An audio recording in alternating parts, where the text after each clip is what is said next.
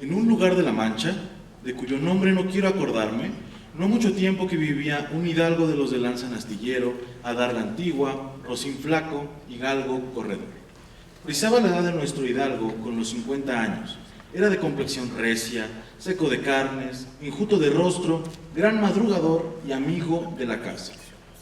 Es pues de saber que este sobredicho hidalgo, los ratos que estaba ocioso, que eran los más del año, se daba a leer libros de caballerías con tanta afición y gusto que olvidó casi de todo punto el ejercicio de la casa y aún la administración de su hacienda, y llegó a tanto su curiosidad y desatino en esto que vendió muchas fanegas de tierra de sembradura para comprar libros de caballerías que leer, y así llevó a su casa todos cuantos pudo haber de ellos.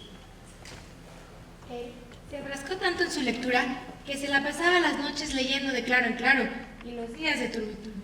Y así, del poco dormir y del mucho leer, se le secó el cerebro de manera que vino a perder el juicio. Lleno de la fantasía de todo aquello que leían los libros, así de encantamientos, como de dependencias, batallas, desafíos, heridas, requiebros, amores, tormentas y disparates imposibles. En efecto, rematado ya su juicio, vino a dar en el más extraño pensamiento que jamás dio loco en el mundo, y fue que le pareció convenible y necesario, así para el aumento de su honra, como para el servicio de su república, hacerse caballero andante, e irse por todo el mundo con sus armas y caballo, a buscar las aventuras y ejercitarse en todo aquello que él había leído, que los caballeros andantes ejercitaban.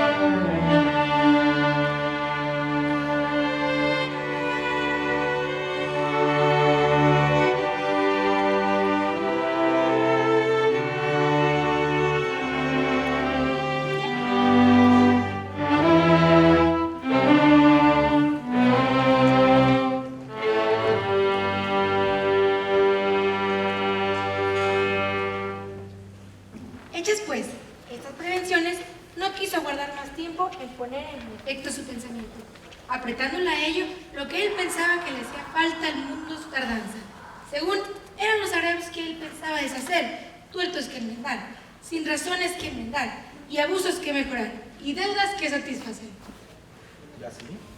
Y así, sin dar parte a persona alguna de su intención, y sin que nadie le viese, una mañana antes del día, que era uno de los más calurosos del mes de julio, se armó de todas sus armas, subió sobre Rocinante, puesta su mal compuesta celada, embrazó su adarga, tomó su lanza, y por la puerta falsa de un corral, salió al campo con grandísimo contento y alborozo de ver con cuánta facilidad había dado principio su buen deseo.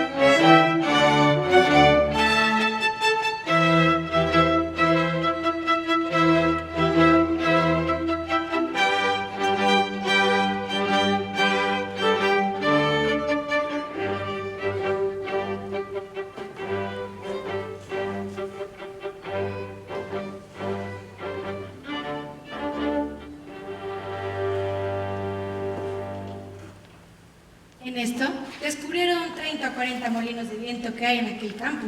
y así como Don Quijote los vio y dijo a su escudero: La aventura va hallando nuestras cosas mejor de lo que acertáramos a desear,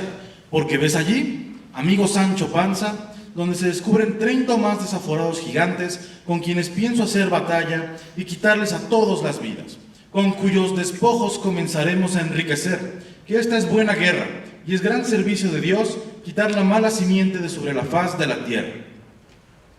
¡Qué gigantes! Aquellos que allí ves, de los brazos largos, que los suele tener algunos de casi 2 leguas. Mire usted, vuestra merced, que aquellos que allí se parecen no son gigantes, sino molinos de viento,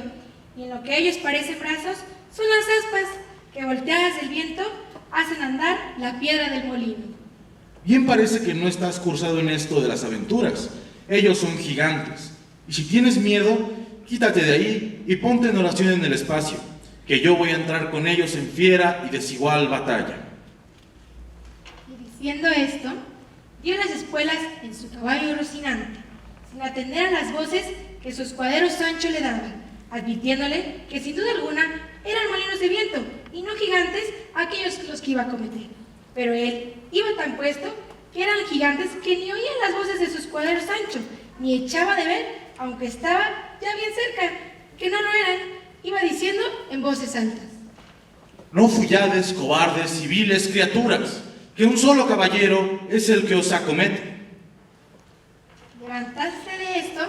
un poco de viento y las grandes aspas comenzaron a moverse, lo cual, visto por Don Quijote, dijo: Pues aunque mováis más brazos que los del gigante Briareo, me lo habréis de pagar. Y diciendo esto, y encomendándose de todo corazón de su señora Dulcinea, pidiéndole que en tal trance lo socorriese,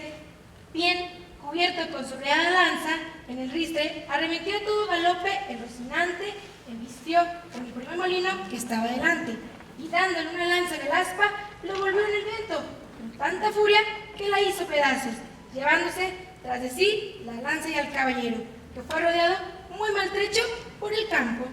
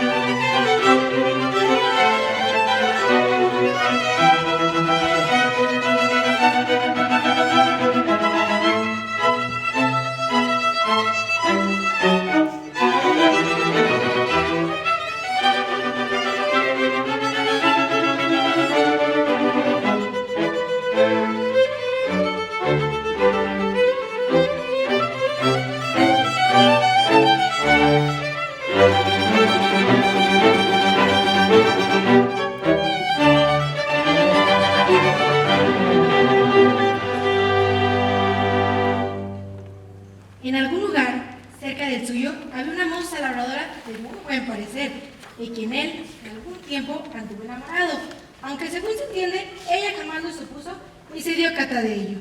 Llamábase Aldonza Lorenzo, y a esta le pareció ser bien dándole el título de señora a pensamiento, y buscándole nombre que no dijese mucho del suyo, y que mirase y caminase al de princesa y gran señora. Vino a llamarla Dulcinea del Toboso, porque del natural del Toboso, un hombre, a su parecer, músico y peregrino, y significativo, como todos los demás que a él y a todas sus cosas le había puesto.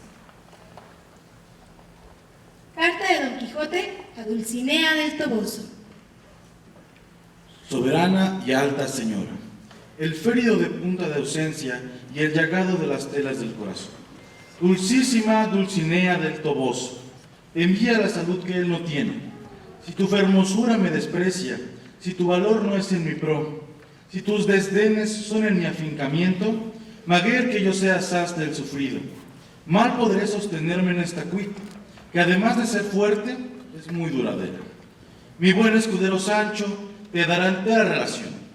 Oh bella ingrata, amada enemiga mía, del modo que por tu causa quedo, si gustares de acorrerme, tuyo soy.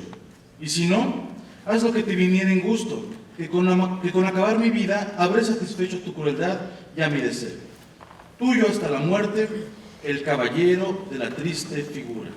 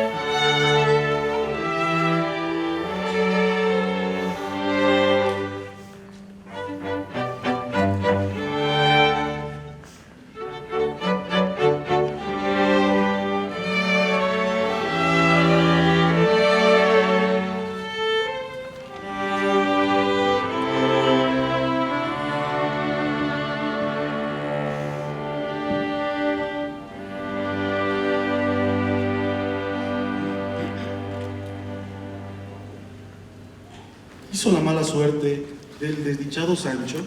que entre la gente que estaba en la venta se hallase gente alegre, bien intencionada, maleante y juguetón, los cuales, casi como siempre, instigados y movidos de un espíritu mismo, se llegaron a Sancho, y apeándose del asno, uno de ellos entró por la manta de la cama del huésped, y echándole en ella, alzaron los ojos y vieron que el techo era algo más bajo de lo que había menester para su obra, y determinaron salirse al corral, que tenía por límite el cielo. Y allí, puesto Sancho en mitad de la manta, comenzaron a levantarle en alto y holgarse con él como con perro por carnes tolendas. Las voces del mísero manteado fueron tantas que llegaron a oídos de su amo, el cual, deteniéndose a escuchar atentamente, creyó que era una nueva aventura le venía, hasta que claramente conoció que el que gritaba era su escudero, y volviendo las riendas con su peinado galope llegó a la venta, y hallándose cerrada, la rodeó para ver si hallaba por dónde entrar, pero no hubo llegado a las paredes del corral, que no eran tan altas, pero cuando vio mal el juego que hacía su escudero, vióle subir y bajar por el aire con tal gracia y presteza que si el cólera le dejaba, tengo para mí que se riera. Y así, desde encima del caballo, comenzó a decir tantos desnuestos y baldones a los que Sancho manteaban que no es posible acertar escribillos. Mas no por esto cesaban ellos de su risa y de su obra, ni el valor de Sancho dejaba sus quejas mezcladas, ya con amenazas, ya con ruegos, mas todo aprovechaba poco, ni aprovechó hasta que de puro cansados lo dejaron.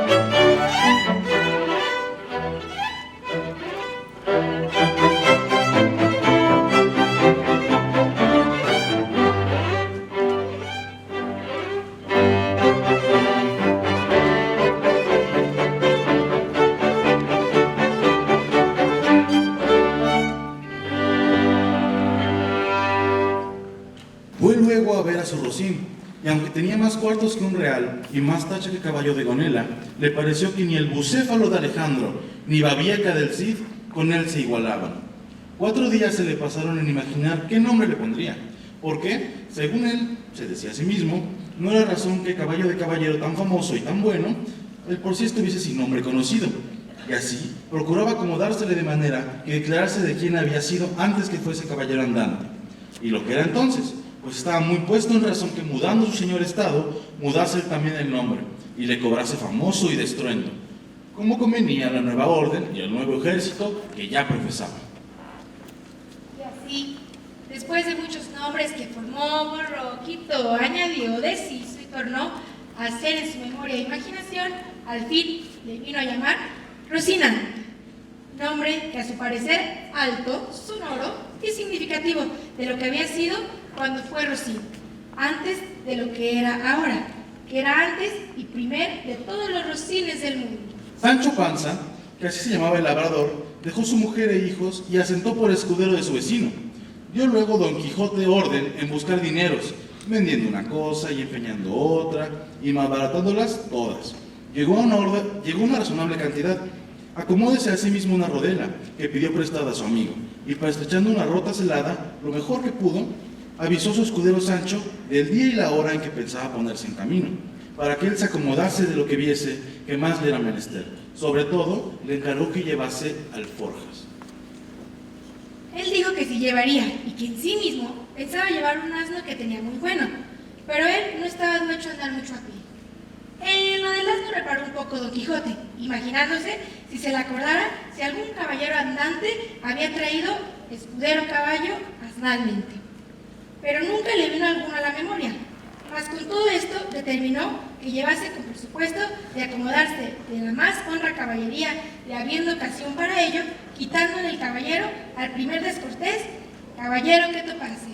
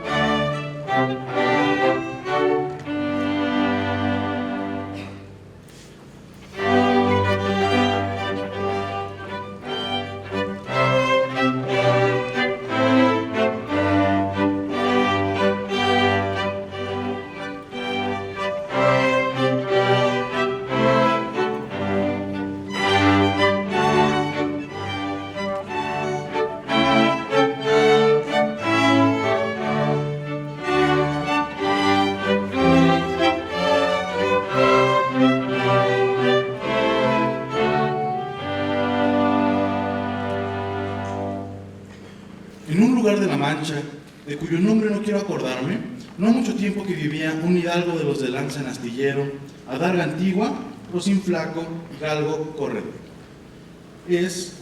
pues, de saber que este sobredicho hidalgo, los ratos que estaba ocioso, que eran los más del año, se daba a leer libros de caballerías con tanta afición y gusto que olvidó casi de todo punto el ejercicio de la casa y aún la administración de su hacienda, y llegó a tanto su curiosidad y desatinó en esto que vendió muchas fanegas de tierra de sembradura para comprar libros de caballerías que leer, y así llevó a su casa todos cuantos pudo haber de ellos. Porque la claridad de su prosa y aquellas intrincadas razones suyas le parecía de perlas, y más cuando llegaba a leer aquellos quiebros y cartas de desafíos, donde en muchas partes hallaba escrito: la razón de la sin razón, a que mi razón se hace, de tal manera mi razón enflaquece, que con la razón me quejo de vuestra formosura. Y también cuando leía: los altos cielos que de vuestra divinidad divinamente con estrellas os fortifican y os hacen merecedora del merecimiento que merece vuestra grandeza, con estas perdía pobre caballero el juicio, y desvelase por entenderlas y entenderlas, el sentirlo, no se sacaba ni las entendía el mismo Aristóteles, si resucitara para ello. En resolución, él se enfrascó tanto en su lectura que se la pasaba las noches leyendo de claro en claro y los días de turbio en turbio. Y así, del poco dormir y del mucho leer, se le secó el cerebro, de manera que vino a perder el juicio. Llenósele la fantasía de todo aquello que leía en los libros, así de encantamientos como de pendencias, batallas, desafíos, heridas, requiebros, amores, tormentas y también disparates imposibles. En efecto, rematado ya su juicio, vino a dar el más extraño pensamiento que jamás dio loco en el mundo. Y fue que le pareció convenible y necesario, así para el aumento de su honra como para el servicio de su república, hacerse caballero andante.